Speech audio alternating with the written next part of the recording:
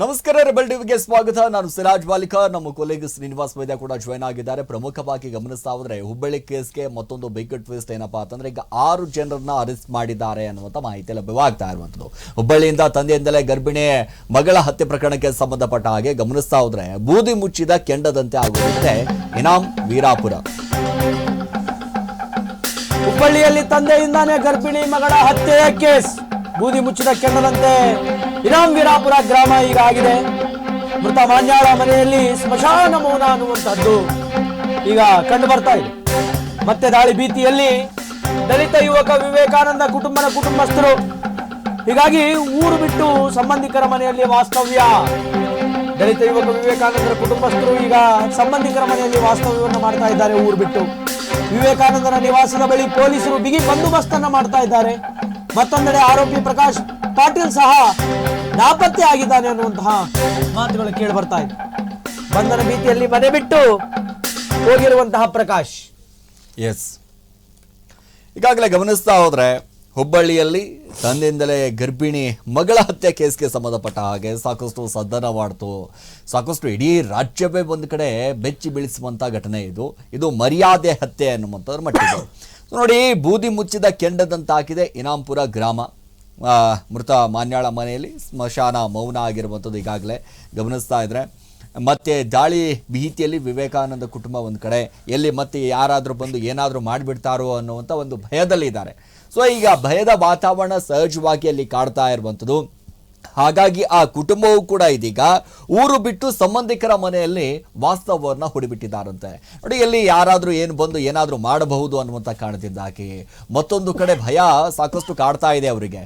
So ಎಲ್ಲಿ ಈಗ police ಅಧಿಕಾರಿಗಳು ಒಂದಿಷ್ಟು ರಕ್ಷಣೆ ಕೊಡ್ತಾ ಇದ್ದಾರೆ, ಅದು ಇಲ್ಲ, ಬಟ್ ಅದರ ಜೊತೆಗೇನೆ ಒಂದಿಷ್ಟು ಭಯ ಇದ್ದೇ ಇರುತ್ತೆ ಸಹಜವಾಗಿ. ಯಾರು ಎಲ್ಲಿ ಯಾರಾದರೂ ಏನಾದರೂ ಬಂದು ಮಾಡಬಹುದು ಅನ್ನುವಂಥ ಕಾರಣದಿಂದಾಗಿ ಈಗಾಗಲೇ ಮತ್ತೊಂದು ಕಡೆ ಈಗ ಆರೋಪಿ ಪ್ರಕಾಶ್ ಪಾಟೀಲ್ ಸಹ ನಾಪತ್ತೆ ಆಗಿದ್ದಾನೆ ಅನ್ನುವಂಥದ್ದು. ಸೊ ಏನು ಈ ಮಾನ್ಯಾಳ ಸಂಬಂಧಿಕರಿದ್ದಾರೆ, ಒಂದಿಷ್ಟು ಮನೆಯವರಿದ್ದಾರೆ. ಈ ಪ್ರಕಾಶ್ ಪಾಟೀಲ್ ಯಾರು ಅನ್ನೋದ್ರ ಬಗ್ಗೆಯೂ ಕೂಡ ಒಂದಿಷ್ಟು ಸಾಕಷ್ಟು ಸದ್ದನ್ನು ಮಾಡ್ತಾ ಇರುವಂಥದ್ದು ಮನೆಯ ಅಣ್ಣ ತಮ್ಮ. ಸೊ ಹಾಗಾಗಿ ಒಂದು ಕಡೆ ನಾಪತ್ತೆ ಆಗಿದ್ದಾರೆ. ಬಂಧನ ಭೀತಿ ಇರೋದ್ರಿಂದಾಗಿ ಈಗಾಗಲೇ 6 ಜನರನ್ನ ಒಂದು ಕಡೆ ಬಂಧಿಸಿದ್ದಾರೆ.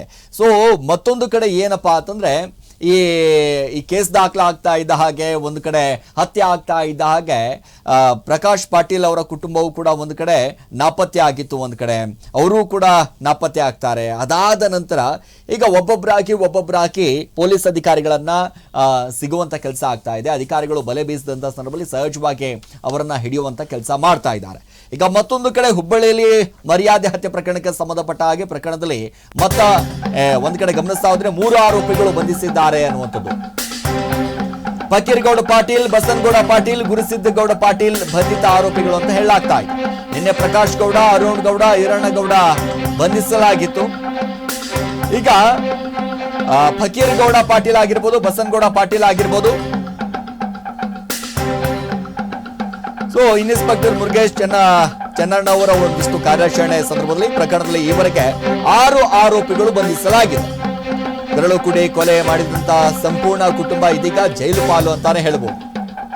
ಸೊ ಮತ್ತೊಂದು ಕಡೆ ಗಮನಿಸ್ತಾ ಹೋದ್ರೆ ನಿನ್ನೆ ಫಕೀರ್ ಪಾಟೀಲ್ ಆಗಿರ್ಬೋದು, ಬಸನಗೌಡ ಪಾಟೀಲ್ ಆಗಿರ್ಬೋದು, ಗುರುಸಿದ್ದಗೌಡ ಪಾಟೀಲ್ ಆಗಿರ್ಬೋದು, 3 ಜನರನ್ನ ಬಂಧಿಸಿದ್ರು ಪೊಲೀಸ್ ಅಧಿಕಾರಿಗಳು. ಸೊ ಅದಾದ ನಂತರ ಇವತ್ತು ಒಂದು ಕಡೆ ಗಮನಿಸ್ತಾ ಹೋದ್ರೆ ಪ್ರಕಾಶ್ ಗೌಡ ಪಾಟೀಲ್ ಆಗಿರ್ಬೋದು, ಅರುಣ್ ಗೌಡ ಆಗಿರ್ಬೋದು, ಈರಣ್ಣಗೌಡ ಅವ್ರನ್ನ ಕೂಡ ಬಂಧಿಸಿದ್ದಾರೆ ಅನ್ನುವಂಥ ಮಾಹಿತಿಯಲ್ಲಿ ಒಂದು ಕಡೆ ಲಭ್ಯವಾಗ್ತಾ ಇದೆ. ಇನ್ಸ್ಪೆಕ್ಟರ್ ಮುರುಗೇಶ್ ಚೆನ್ನಣ್ಣವರ್ ಅವರು ಕಾರ್ಯಾಚರಣೆ ಸಂದರ್ಭದಲ್ಲಿ ಈಗಾಗಲೇ ಒಂದಿಷ್ಟು ಈ ಪ್ರಕರಣಕ್ಕೆ ಸಂಬಂಧಪಟ್ಟ ಹಾಗೆ ಮರ್ಯಾದೆ ಹತ್ಯೆ ಪ್ರಕರಣಕ್ಕೆ ಸಂಬಂಧಪಟ್ಟ ಹಾಗೆ ಒಟ್ಟಾರೆಯಾಗಿ 6 ಜನರನ್ನ ಆರೋಪಿಗಳು ಬಂಧಿಸಲಾಗಿದೆ. 6 ಜನ ಆರೋಪಿಗಳನ್ನ ಹುಬ್ಬಳ್ಳಿಯ ಪೊಲೀಸರು ಈಗ ಬಂಧಿಸಿದ್ದಾರೆ. ಮುರುಗೇಶ್ ಚೆನ್ನಣ್ಣನವರಿಂದ ಕಾರ್ಯಾಚರಣೆ ಅಂತಕ್ಕಂಥದ್ದು ನಡೆದಿದೆ. ಅಂದ್ರೆ ಮಗಳನ್ನ ತುಂಬು ಗರ್ಭಿಣಿಯಾದಂತಹ ಮಗಳನ್ನ ಹತ್ಯೆಗೈದಂತಹ ತಂದೆಯ ಹಿಂದೆ ಒಟ್ಟು 5 ಜನರ ಸಹಕಾರ ಇತ್ತು. ಇನ್ನು ಎಷ್ಟು ಜನದಿದೆ ಗೊತ್ತಿಲ್ಲ. ಅಂದ್ರೆ ರೈಟ್ ನಾವು ಈಗ 6 ಜನರನ್ನ ಪೊಲೀಸರು ತಮ್ಮ ವಶಕ್ಕೆ ಪಡೆದುಕೊಂಡಿದ್ದಾರೆ. ಇನ್ಸ್ಪೆಕ್ಟರ್ ಮುರುಗೇಶ್ ಚೆನ್ನಣ್ಣನವರು ಕಾರ್ಯಾಚರಣೆಯನ್ನು ನಡೆಸಿ 6 ಜನರನ್ನ ಅರೆಸ್ಟ್ ಮಾಡಿದ್ದಾರೆ. ಪ್ರಕರಣದಲ್ಲಿ ಈವರೆಗೆ 6 ಆರೋಪಿಗಳ ಬಂಧನ ಅಂತಕ್ಕಂಥದ್ದಾಗಿದೆ. ಕರುಳಿನ ಕುಡಿ ಕೊಲೆ ಮಾಡಿದಂತಹ ಸಂಪೂರ್ಣ ಕುಟುಂಬ ಈಗ ಜೈಲು ಪಾಲಾಗಿದೆ. ಆದರೆ ಒಂದು ಕಡೆ ದಲಿತ ಯುವಕ ಆಗಿರತಕ್ಕಂಥ ವಿವೇಕಾನಂದನ ಕುಟುಂಬದಲ್ಲಿಯೂ ಕೂಡ ಆಕ್ರಂದನ ಮುಗಿಲು ಮುಡ್ತಾ ಇದೆ. ದೃಶ್ಯಾವಳಿಗಳಲ್ಲಿ ನೋಡಬಹುದು. ಆಗ ತಾನೇ ಪ್ರೀತಿಸಿ ಮದುವೆ ಆಗಿದ್ದ. ಮದುವೆ ಆಗಿ 7 ತಿಂಗಳಾಗಿತ್ತಷ್ಟೇ. ಆಕೆ 6 ತಿಂಗಳ ತುಂಬು ಗರ್ಭಿಣಿ ಆಗಿದ್ಲು. ಅಂತಹ ಸಂದರ್ಭದಲ್ಲಿ ಗರ್ಭಿಣಿ ಅಂತಾನೂ ನೋಡದೆ, ಯಾವುದೇ ಕಿಂಚಿತ್ತು ದಯಾ ದಾಕ್ಷಿಣ್ಯಗಳಿಲ್ಲದೆ ಕೊಡಲಿ ತೆಗೆದುಕೊಂಡು ಹೋಗಿ ಮರ್ಯಾದೆನೇ ನನಗೆ ಮುಖ್ಯ ಅಂತ ಹೇಳಿ ಹೆತ್ತ ಮಗಳನ್ನೇ ಕೊಚ್ಚಿ ಕೊಲೆ ಮಾಡಿರ್ತಕ್ಕಂತಹ ಘಟನೆ ಈಗ ಹುಬ್ಬಳ್ಳಿಯಲ್ಲಿ ನಡೆದಿದೆ. ತದನಂತರ ಆ ವಿವೇಕಾನಂದನ ಕುಟುಂಬಸ್ಥರ ಮೇಲೂ ಕೂಡ ದ್ವೇಷವನ್ನು ಸಾಧಿಸಲಿಕ್ಕೆ ಮಾನ್ಯಾಳ ತಂದೆ ಮುಂದಾಗಿದ್ದ. ಟ್ರ್ಯಾಕ್ಟರ್ನ ಏರಿಸಿ ಅವರನ್ನೂ ಕೂಡ ಕೊಲೆ ಮಾಡಬೇಕು ಅನ್ನುವಂತಹ ಉದ್ದೇಶವನ್ನು ಇಟ್ಟುಕೊಂಡಿದ್ದ ಅನ್ನುವಂತಹ ಮಾಹಿತಿಗಳು ತಿಳಿದು ಬಂದಿದೆ. ಈ ಎಲ್ಲ ವಿಚಾರವನ್ನು ಅಂದರೆ ಡೇ 1 ಹಿಡಿದು ಏನು ಮರ್ಡರ್ ಆಯಿತು, ಮಾನ್ಯಾಳ ಕೊಲೆ ಆಯಿತು, ಅವತ್ತಿನ ತನಕ ಏನೇನಾಯಿತು, ಏನೇನಿಲ್ಲ, ಏನೇನು ಮಾತುಕತೆಗಳಾಯಿತು ಅವರವರ ಮಧ್ಯೆ ಅನ್ನುವಂತಹ ಎಲ್ಲ ವಿಚಾರಗಳನ್ನು ಈ ಯುವಕ ಅಂದರೆ ಮಾನ್ಯಾಳ ಗಂಡ ವಿವೇಕಾನಂದ FIR ಅಲ್ಲಿ ದಾಖಲು ಮಾಡಿದ್ದಾನೆ. ಇನ್ನು ಹಲ್ಲೆಗೊಳಗಾದಂತಹ ಗಾಯಾಳುಗಳಿಗೆ ಆಸ್ಪತ್ರೆಯಲ್ಲಿ ಚಿಕಿತ್ಸೆಯನ್ನ ಕೊಡಲಾಗ್ತಾ ಇದೆ. ಕ್ರೂರಿಗಳಿಂದ ಹಲ್ಲೆಗೊಳಗಾದಂತಹ ಅತ್ತೆ ರೇಣವ್ವ ಸ್ಥಿತಿ ಈಗ ಚಿಂತಾಜನಕವಾಗಿದೆ. ಹುಬ್ಬಳ್ಳಿಯ ಖಾಸಗಿ ಆಸ್ಪತ್ರೆಯಲ್ಲಿ 5 ಚಿಕಿತ್ಸೆಯನ್ನ ನೀಡಲಾಗ್ತಾ ಇದೆ. ಚಿಕಿತ್ಸೆ ಮುಂದುವರೆದಿದೆ. ಮೃತ ಮಾನ್ಯಾಳ ಪತಿ ವಿವೇಕಾನಂದನಿಗೆ ಪೊಲೀಸರಿಂದ ಕೂಡ ಬಿಗಿ ಭದ್ರತೆಯನ್ನ ನೀಡಲಾಗ್ತಾ ಇದೆ. ಓರ್ವ ಗನ್ಮ್ಯಾನ್ ಅನ್ನ ಈಗ ಹುಬ್ಬಳ್ಳಿಯ ಪೊಲೀಸರು ವ್ಯವಸ್ಥೆ ಮಾಡಿಕೊಟ್ಟಿದ್ದಾರೆ. ವಿವೇಕಾನಂದನಿಗೆ ಹಲ್ಲೆಗೊಳಗಾದಂತಹ ಎಲ್ಲ ಗಾಯಾಳುಗಳಿಗೂ ಚಿಕಿತ್ಸೆ ಒಳಗಾಗ್ತಾ ಇದೆ. ಏನು ಮಾನ್ಯಾಳ ತಂದೆ ರೋಷ, ಆವೇಶ, ಆಕ್ರೋಶಗಳಿಂದ ಕೊಡಲಿ ಹಿಡ್ಕೊಂಡು ಕತ್ತರಿಸ್ಬಿಡ್ಬೇಕು ವಿವೇಕಾನಂದನ ಅಂತ ಬಂದನೋ, ಆಗ ವಿವೇಕಾನಂದನ ತಂದೆ ಸಿಗಲಿಲ್ಲ. ವಿವೇಕಾನಂದನ ಮನೆಯಲ್ಲಿ ಯಾವ ಗಂಡಸರು ಸಿಗಲಿಲ್ಲ. ಆ ಮನೆಯಲ್ಲಿ ಇದ್ದದ್ದು ಆತನ ತಾಯಿ, ವಿವೇಕಾನಂದನ ತಾಯಿ ಮತ್ತು ಆತನ ಮಗಳು ಮಾನ್ಯ. ಆ ಸಂದರ್ಭದಲ್ಲಿ ರೇಣುಕಾ ಅರ್ಥಾತ್ ರೇಣವ್ವ ಅಂತ ಅವರು ಕರಿತಾ ಇದ್ರು ಆಕೆ ತಾಯಿಯನ್ನು. ಆಕೆಯ ಮೇಲೆ ಕೂಡ ಈತ ಹಲ್ಲೆಯನ್ನು ಮಾಡಿದ್ದಾನೆ. ಅಂದ್ರೆ ಮಗಳನ್ನ ಕೊಲ್ಲುವುದರ ಜೊತೆಗೆ ಆಕೆಯ ಮೇಲೆ ಹಲ್ಲೆ ಮಾಡಿದ್ದಾನೆ. ಮತ್ತು ಮಗಳನ್ನ ಕೊಲ್ಲುವಂತ ಸಂದರ್ಭದಲ್ಲಿ ಏನು ಬಿಡಿಸೋದಕ್ಕಂತ ಬಂದ್ರಲ್ಲ ವಿವೇಕಾನಂದನ ಸಂಬಂಧಿಕರು, ಅವರ ಮೇಲೂ ಕೂಡ ಬಹಳ ಮಾರಣಾಂತಿಕ ಹಲ್ಲೆಯನ್ನ ಈ ವ್ಯಕ್ತಿ ಅಂದ್ರೆ ಈ ತಂದೆ ಮಾಡಿದ್ದಾನೆ. ಆದ್ರಿಂದ ಅವರಿಗೆಲ್ಲ ಹುಬ್ಬಳ್ಳಿಯ ಖಾಸಗಿ ಆಸ್ಪತ್ರೆಯಲ್ಲಿ ಈಗ ಚಿಕಿತ್ಸೆ ಅಂತಕ್ಕಂಥದ್ದು ಆಗ್ತಾ ಇದೆ. ಒಟ್ಟು 5 ಜನರಿಗೆ ಚಿಕಿತ್ಸೆ ಮುಂದುವರೆದಿದೆ ಅನ್ನುವಂತಹ ಮಾಹಿತಿಗಳು ಸಿಕ್ಕು ಬಂದಿದೆ.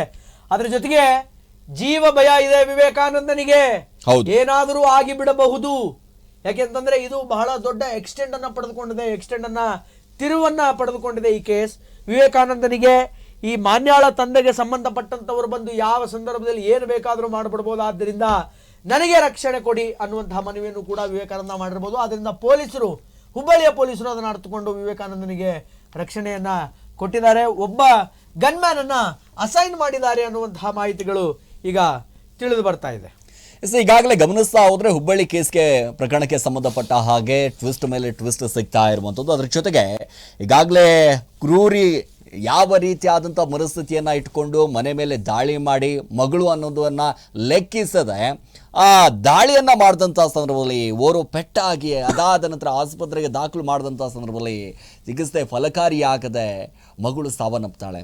ಅದ್ರ ಜೊತೆಗೆ ಅಲ್ಲಿ ಇರುವಂಥ ರೇಣವ್ವ ಏನಿದ್ದಾರೆ, ಅತ್ತೆ ಸೊಸೆ ಮೇಲೆ ಇಬ್ಬರ ಮೇಲೂ ಕೂಡ ಒಂದಿಷ್ಟು ದಾಳಿ ಆಗುತ್ತೆ, ಹಲ್ಲೆವನ್ನ ಮಾಡಲಾಗುತ್ತೆ. ಇದೀಗ ರೇಣವ್ವನ ಸ್ಥಿತಿ ಚಿಂತಾಜನಕ ಇದೆ ಅನ್ನುವಂಥ ಪರಿಸ್ಥಿತಿ ಒಂದು ಕಡೆ ಮಾಹಿತಿ ಲಭ್ಯವಾಗ್ತಾ ಇದೆ. ಈಗಾಗಲೇ ಸಾಕಷ್ಟು ಸಂಘಟನೆಗಳು ಕೂಡ ಒಂದಿಷ್ಟು ಭೇಟಿಯನ್ನು ಕೊಡ್ತಾ ಇರುವಂಥದ್ದು, ಅವರ ಆರೋಗ್ಯ ವಿಚಾರವನ್ನು ಮಾಡ್ತಾ ಇದ್ದಾರೆ. ಯಾವ ರೀತಿಯಾಗಿದೆ ಸದ್ಯಕ್ಕೆ, ಆರೋಗ್ಯದಲ್ಲಿ ಯಾವ ರೀತಿಯಾದಂಥ ಸ್ಥಿತಿಗತಿಗಳಿದ್ದಾವೆ ಅನ್ನೋದ್ರ ಬಗ್ಗೆಯೂ ಕೂಡ ಒಂದಿಷ್ಟು ವಿಚಾರ ಮಾಡ್ತಾ ಇದ್ದಾರೆ. ಅದರ ಜೊತೆಗೆ ಇದೀಗ ಮತ್ತೊಂದು ಕಡೆ ಏನಪ್ಪಾ ಅಂತಂದ್ರೆ, ಮೃತ ಮಾನ್ಯ ಪತಿ ವಿವೇಕಾನಂದ್ಗೆ ಪೊಲೀಸರಿಂದ ಭದ್ರತೆಯನ್ನು ಕೊಡಲೇಬೇಕಾಗಿರುವಂಥ ಪರಿಸ್ಥಿತಿ ನಿರ್ಮಾಣ ಆಗಿದೆ.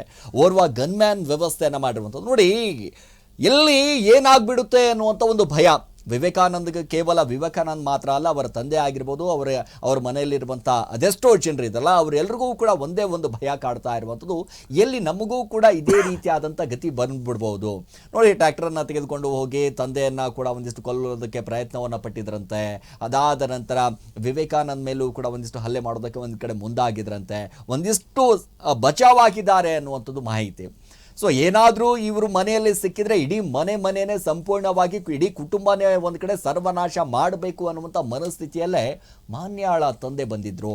ಅವರ ಕುಟುಂಬದವರು ಬಂದಿದ್ರು, ನಮ್ಮ ಮಾನ ಮರ್ಯಾದೆ ಎಲ್ಲವೂ ಕೂಡ 3 ಕಾಸಿಗೆ ಹರಾಜು ಹಾಕ್ಬಿಟ್ಲು ನನ್ನ ಮಗಳು ಅನ್ನುವಂಥ ಕಾರಣದಿಂದಾಗಿ ಆ ಸಿಟ್ಟಿನಿಂದ ಯಾವಾಗಲೂ ಕೂಡ ಕೊತ ಕುದೀತಾ ಇದ್ರು.